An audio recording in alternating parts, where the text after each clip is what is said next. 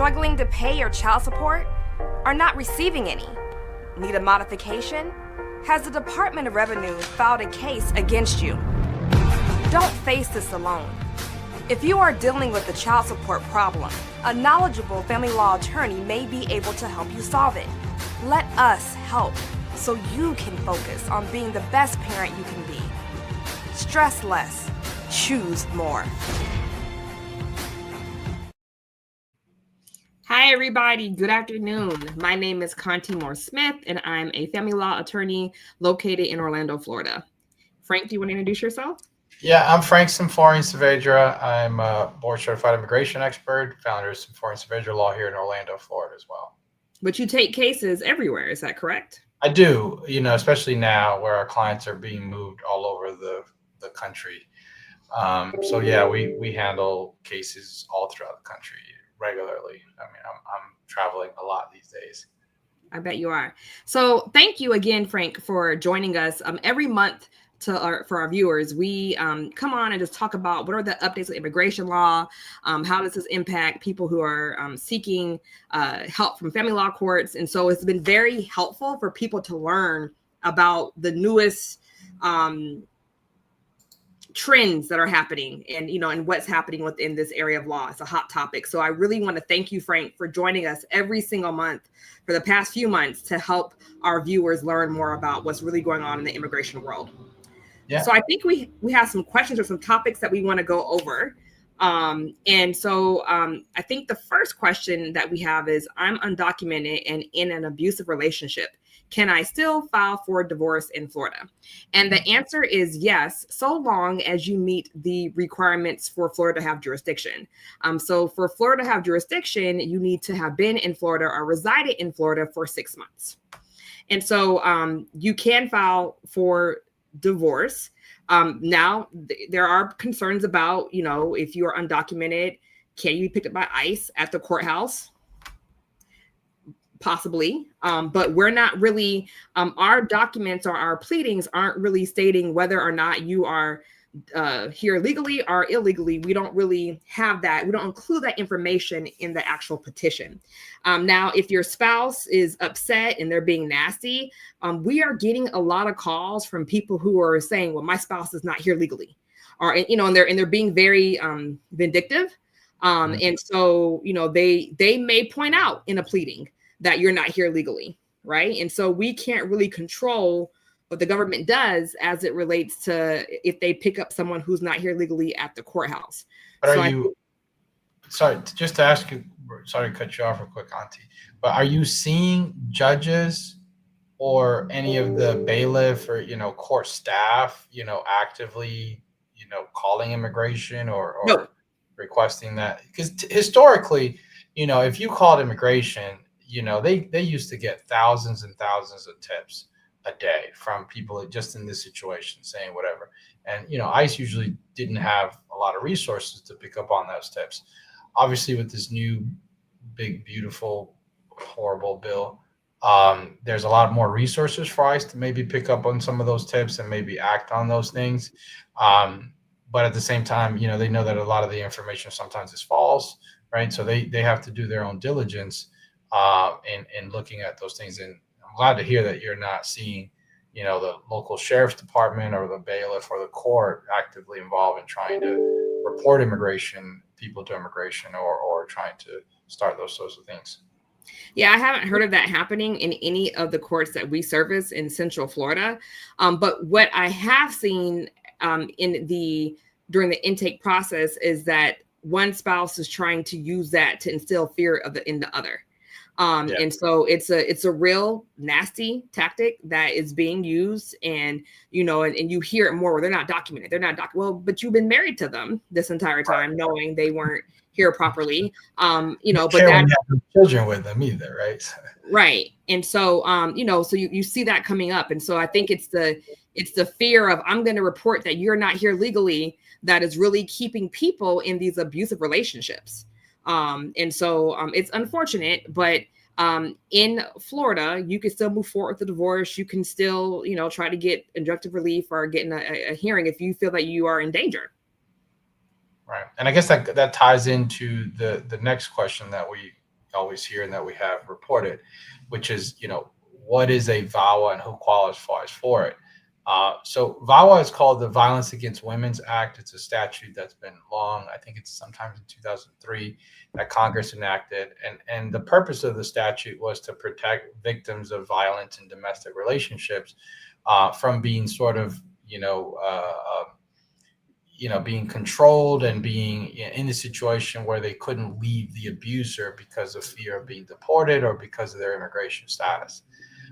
And so what it does is it allows the victim, whether the immigrant victim, to petition immigration independently of the abuser in a confidential process where they can designate my address as their record address. So even if they're still married or still living together in the middle of the abuse, they don't have to leave. They can leave, but they don't have to.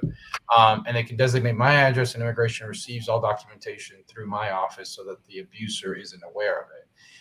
And they can file this petition, so in this situation where we're discussing somebody who, can you file a divorce? You can certainly file a divorce, as you mentioned, Conti in Florida, but you want to be mindful that if the divorce is filed, you only have 2 years to do this VAWA self-petition. So that starts a clock where you've got to get this self-petition filed promptly, or you won't be eligible for the benefits. The people that qualify for VAWA, the requirements for VAWA are generally, you have to prove that you're the victim of that you're a battered spouse, that you're the victim of abuse, and that you've suffered some sort of extreme mental cruelty, physical or mental, both qualify. So you can establish, and the law is pretty expansive in what it covers under that. And the government, the immigration authorities will also consider any credible evidence. So the standard is any credible evidence. So whether you have text messages, phone calls, video. So not admissible evidence. No, not admissible. It's much broader. It's much broader. Yeah. So there's no evidentiary rules of evidence requirement. It's just any credible evidence, and the government will consider anything. So psychological reports, pictures, videos, statements, affidavits under oath, declarations under oath. Again, any credible evidence, whatever you got, witnesses, reports, medical reports, psychological reports, whatever you can call police reports. Obviously, the best evidence is police. So everything basically comes in. Everything comes in. Everything. And the immigration has designated a specialized office for this because they understand that victims of abuse are in a precarious situation where they often victims are subject to control and threats and all of this, and it's hard to leave an abusive relationship, right? All the studies talk about that. So they understand that there's not always the ability or the willpower to maintain like detailed evidence or record the abuser or have photos of everything. So whatever you can come up with, and we get really creative. We do psychological reports, we do pictures, we do videos, we do photos of the injuries. We do a long statement explaining how the abuse progressed. Text messages, obviously, the more evidence, the better, right? And Right. The more contemporaneous the evidence is, the better, right? So if you have abusive text messages where he's threatening, he's going to call immigration. So it's not just physical abuse, right? It includes emotional abuse, controlling, threats, Using money to control them. Using money to control them, limiting their ability or their independence and their freedom, saying you can't visit your family or can't visit friends, right? Kind of putting them in a corner type of situation where they're even more vulnerable. So it's any sort of psychological abuse counts. And we regularly used all those, all types of evidence. I mean, whatever the client can give us. Obviously, again, the best evidence is police reports, right? If the person is arrested, great. That would be ideal because you have real evidence of what happened. If there's pictures of the abuse, better, right? Very good as well.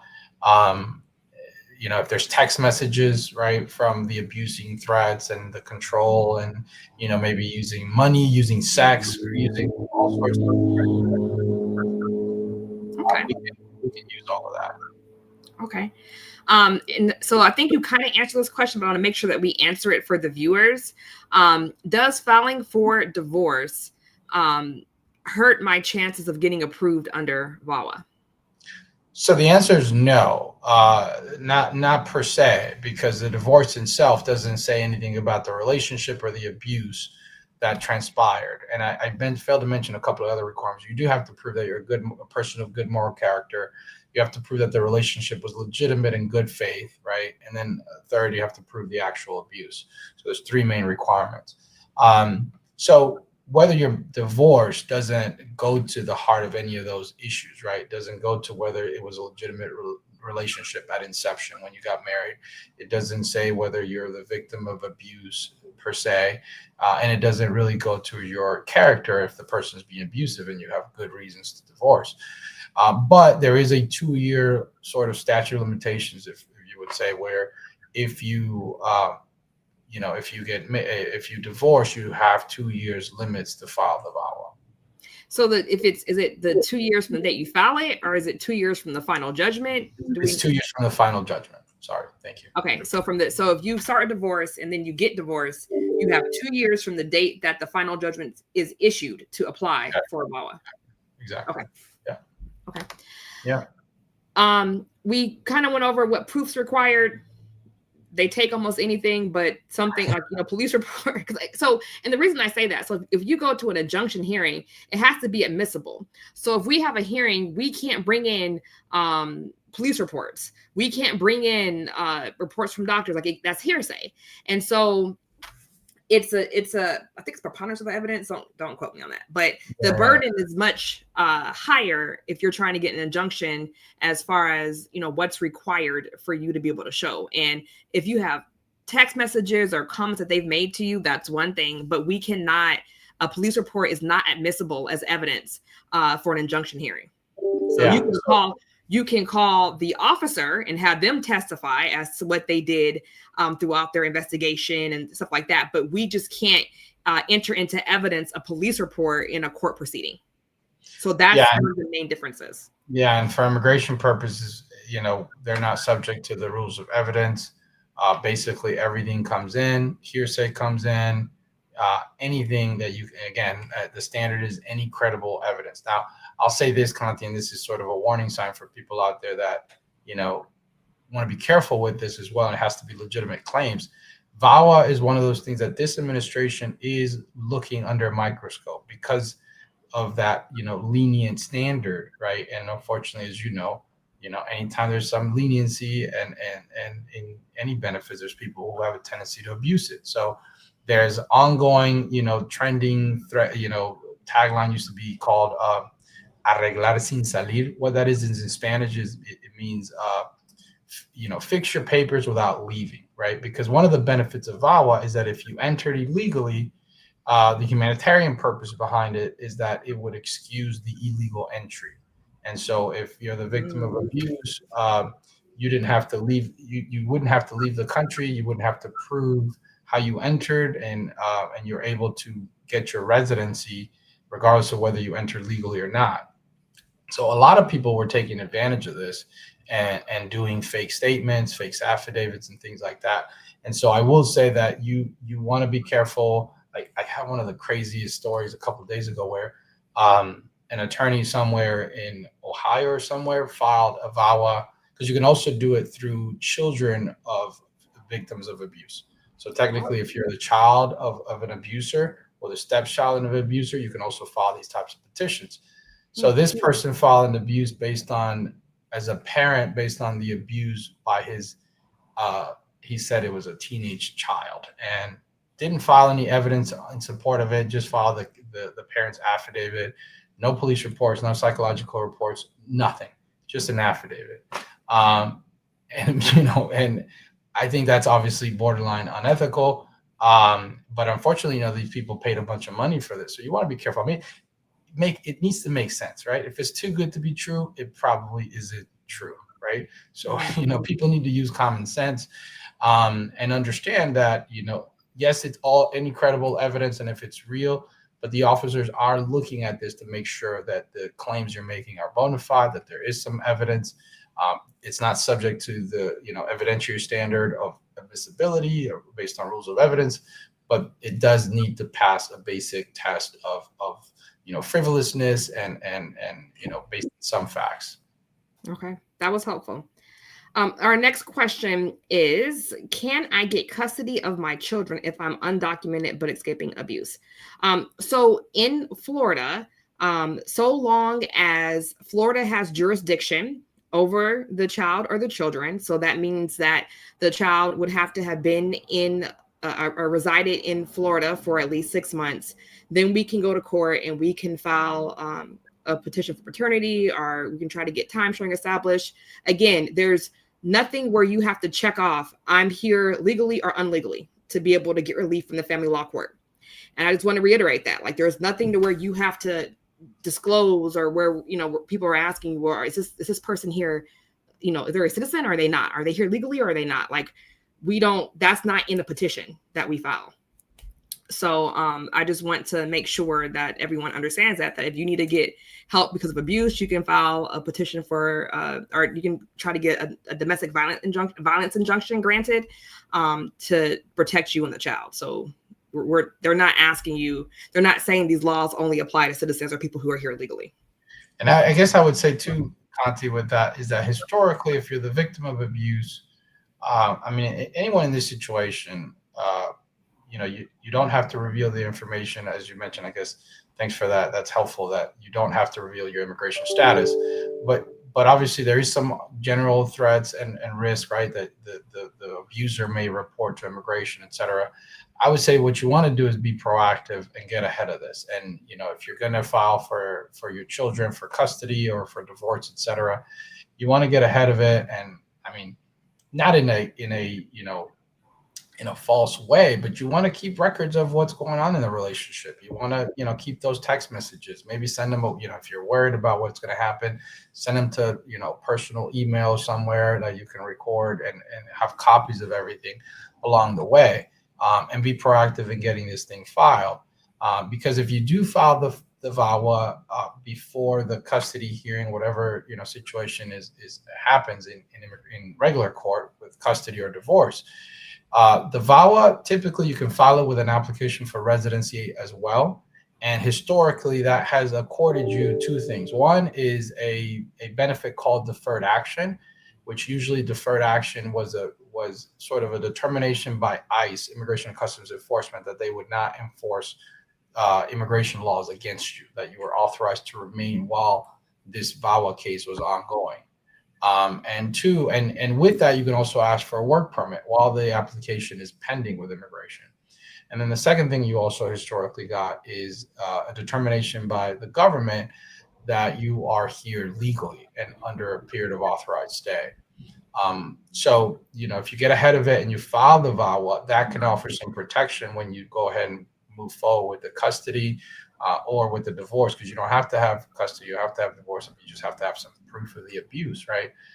Good moral character, proof of the abuse, and then and prove that is a real relationship, based in, for love, not for immigration benefits. At least you have to prove that it's not for immigration benefits. Then you can pursue the VAWA. And if you do that, then you enter into a period of authorized stay, and it may offer some protections against, anybody calling immigration authorities on you. This administration is playing a little loose with that.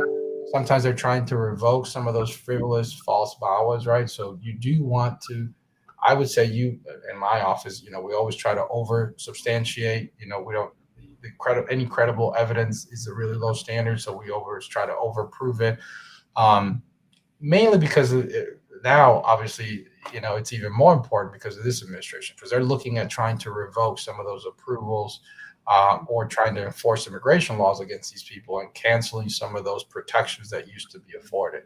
But if you have a strong case and you provide a lot of evidence, or if you at least provide credible evidence, then it's much harder for the government to, or for your spouse, abusive spouse, to report you to immigration authorities because you have that protection. That's a very helpful point that I think was that, if you're thinking about divorce, you might want to contact the immigration attorney or contact you to get those protections in place to help you, so they can't hold that over your head that they're going to deport you. So that's a very good point. And I want to also clarify that although there's not a requirement in the pleadings to put your immigration status, the opposing attorney or the opposing party could request, interrogatories, our request for production, our request for admission, where they ask questions about your immigration. So it could still come up. I don't want to say that they can't bring it up, but in the initial pleadings, that's not a requirement that we list your immigration status. But the other side, if they're being nasty, could absolutely, admit that you're not a citizen, admit that you're not here legally. They can ask you those questions, and you would have to respond with that part of the process. So would they be required to respond to that? Is it considered relevant in any way? I mean, we could, if depending on if you have an attorney, you can object to it. And there's different objections that your attorney could make. And it's going to be up to the judge to determine whether or not that is in fact relevant. And whether or not you have to respond. So they can make those requests. If you have a good attorney, they're going to object. And then it's going to come down to what the judge is going to order you to do at that point. But I don't want to mislead anyone to say that it's not going to be talked about at all, but I don't know how that's going to be relevant unless you're facing deportation and can't have the kids, or I don't know, or whatever. I mean, there's a lot of things that come into play, but I haven't seen that happen. But I just wanted to make people aware that it could happen, but I haven't seen practitioners in the Central Florida area really doing that. Understood. That's a good point. Yeah. But in Miami, maybe they are. I don't know. Yeah. But not in Central Florida. I haven't seen it. Yeah, don't move to Miami.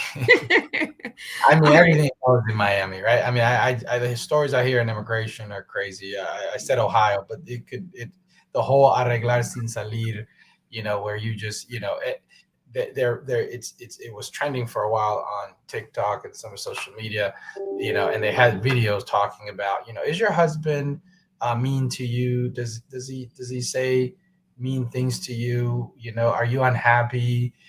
You could file a VAWA claim, and that's not really the legal standard because right, you got to have some evidence that there's some cruelty and some battered, sort of any sort of battery, physical or emotional in some way. So, but yeah. No, that's a good point. Leave it at that. That's a good point. Our next question. Can I apply for child support or alimony from an abusive spouse if I'm undocumented? Yes. Again, you can still seek relief from the family law court, whether you're here legally or illegally. But you just have those concerns that we've already previously addressed. Let's see. Will my abusive spouse know if I apply for VAWA? Frank? We kind of talked about that a little bit earlier, that there's some means to keep it confidential. There's increased protections for victims of abuse in the immigration laws. So when you file this, we use our address for you, and all communications are sent to your attorney. And there's enhanced privacy protection. So they can't just call immigration and ask questions about your process. They can't call the immigration court and ask questions about your process. They have to provide substantial proof that it's you that is inquiring on your process. So in general, no, the answer is no. There's no way for them. I mean, obviously nothing's 100% fail-proof, but if you use an attorney's address, the protections are pretty significant, and it's highly, highly unlikely that your spouse would not find out about it. Okay. Can men apply for VAWA too? Yes, they can. And we've had many men throughout the years apply for VAWA. It happens. I mean, men have feelings too. The physical part of it, can also be a component. I mean, you can have the physical and the psychological and the physical abuse, and men can request it under the statute as well. Okay.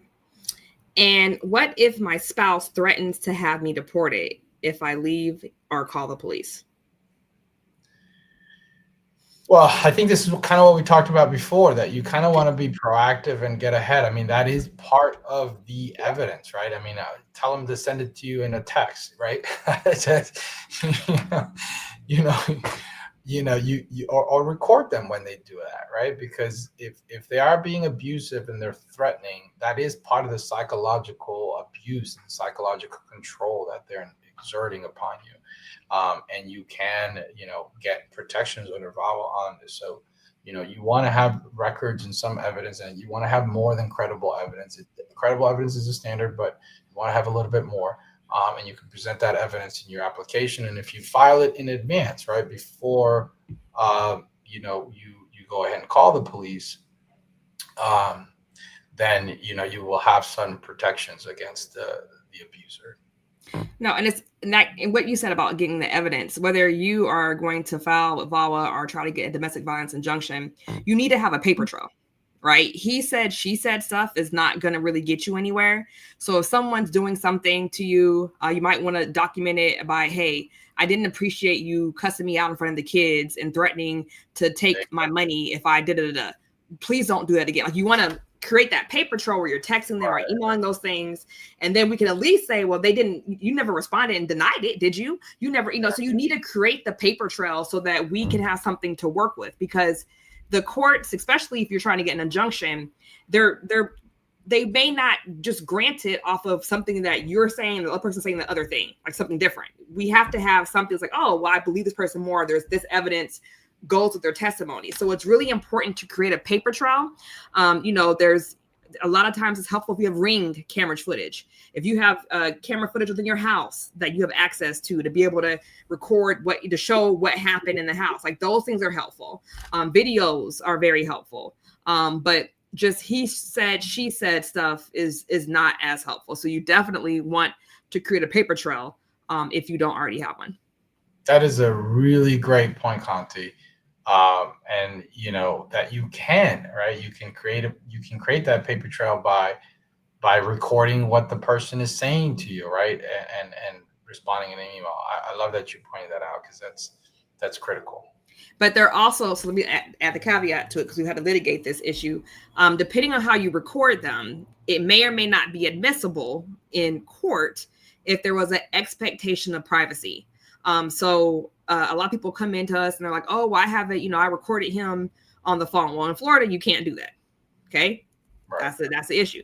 But if there's an expectation of privacy, then that video may not be admissible in court. There's a lot of case law around it, but with the VAWA, then maybe it is, right? Because 100% is. Right. Like for them. Immigration purposes, 100% is. It's not the most used evidence video. And so usually we do, screen captures, or we do a transcript of the recording and we send it with it.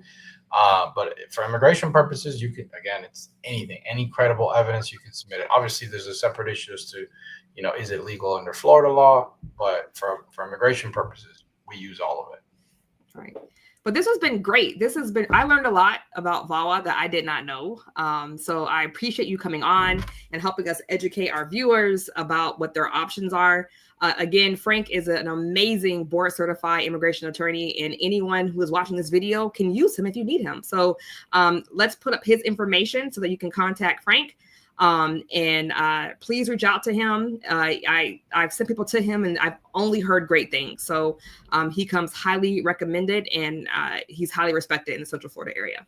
Thank you so much, Frank, for coming. We appreciate you. Thank you. Thank you for the opportunity, for putting this together, for setting it all up and putting all that important information out in the community. And obviously I strongly recommend anybody that, needs family services to contact you. You do amazing work. And we send you a ton of work as well. And anybody that's, talks to your firm, always speaks volumes about your professionalism and how competent and capable your firm is. So we appreciate the work that you do to help families out there. Thank you, Frank. We appreciate you. And we're also taking Spanish clients. So if you need anyone, we had a talk with your Juanita. Spanish associate, right? Last week, Juanita. Yeah, she's awesome. Yeah. She's amazing. It was great. Watch the video. It was great. Awesome. Well, thank you all for joining us. Everybody have a great day. All right. Take care.